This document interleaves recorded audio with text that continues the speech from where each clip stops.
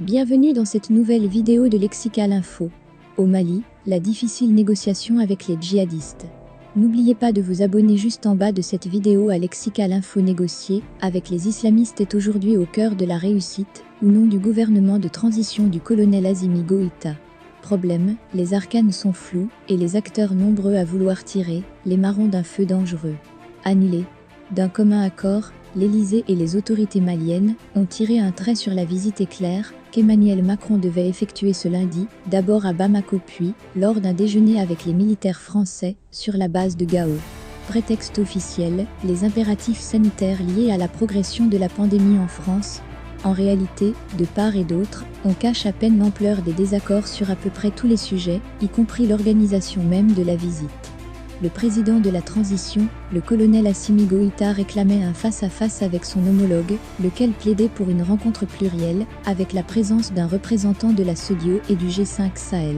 Pour l'heure, aucun autre rendez-vous entre les deux hommes n'a été ARRE accent circonflexe TE accent aigu astérisque, et pendant ce temps, ce sont d'autres acteurs moins mis en lumière, qui s'emparent des questions majeures. Négocier avec les djihadistes ? Mohassan Bari, un des plus célèbres avocats maliens, l'a déjà fait. C'était en 2019, à un moment où au sommet de l'État, le président Ibrahim Boubacar Keïta, IBK, se déclarait encore publiquement opposé à tout contact avec ceux dont une mare de sang nous sépare.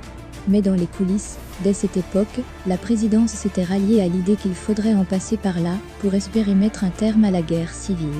Défenseur de plusieurs djihadistes présumés, Mohassan Bari fut de ceux ayant pris langue avec Amadou Koufa, chef de la Katiba Massina, et principal lieutenant du Touareg Yahya Gali, l'émir du groupe de soutien à l'islam et aux musulmans, GSIM, lié à Al-Qaïda.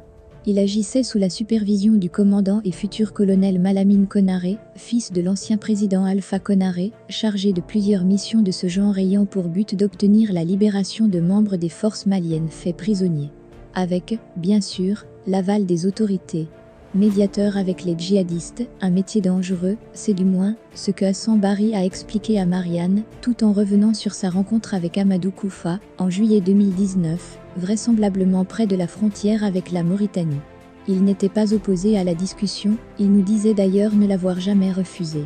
On avait bien déblayé le terrain, et nous en étions même à envisager la constitution de délégations pour aller de l'avant.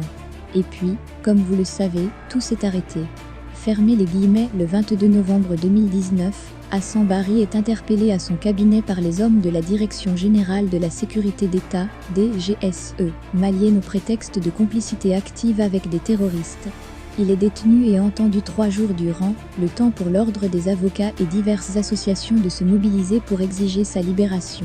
Est-il allé trop loin dans l'empathie manifestée à l'égard de Koufa ou de certains djihadistes l'ayant contacté par la suite? A-t-on voulu le salir pour discréditer par ricochet le processus et l'empêcher de se poursuivre? Fin décembre 2019, les recommandations du dialogue national inclusif organisé tout au long de l'année vont pourtant dans ce sens, prônant ouvertement la discussion avec Yahya Gali et Amadou. 2 mois plus tard, en février 2020, c'est cette fois IBK en personne qui s'y déclare officiellement favorable.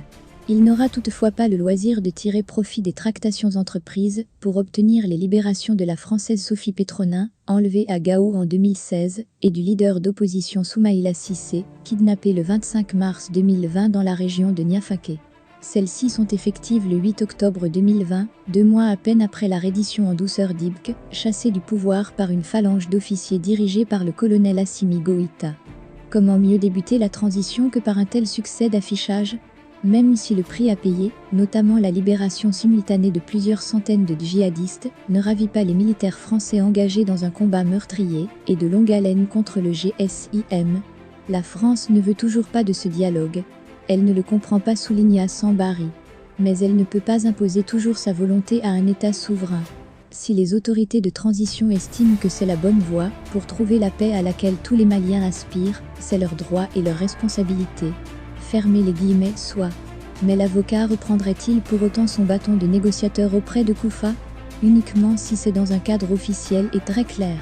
Fermez les guillemets, chat échaudé, cadre flou si ce n'est confus. Or dans l'immédiat, le cadre est pour le moins flou, si ce n'est confus. Le 23 octobre dernier, le Premier ministre Choguel Kokala Maïga affirme qu'aucune organisation nationale ou internationale n'a été mandatée officiellement pour négocier avec Ghali et Koufa, alors que quelques jours auparavant tous les médias locaux ont annoncé que le Haut Conseil islamique du Mali, HCIM, était officiellement mandaté pour cette tâche. Pour le négociateur du HCIM, Moufa Aidara, l'objectif est clair. Trouver un compromis entre Maliens pour que la guerre cesse lors d'une conférence de presse tenue fin octobre dans sa mosquée de Banconi et à laquelle Marianne assistait. Chérif Ousmane Madani Aïdara, l'actuel président du HCIM, s'est montré un tantinet agacé par les déclarations contradictoires du Premier ministre. Que nous soyons mandatés ou délégués ou non, le gouvernement nous a trouvés dans notre œuvre de paix pour la stabilité du Mali.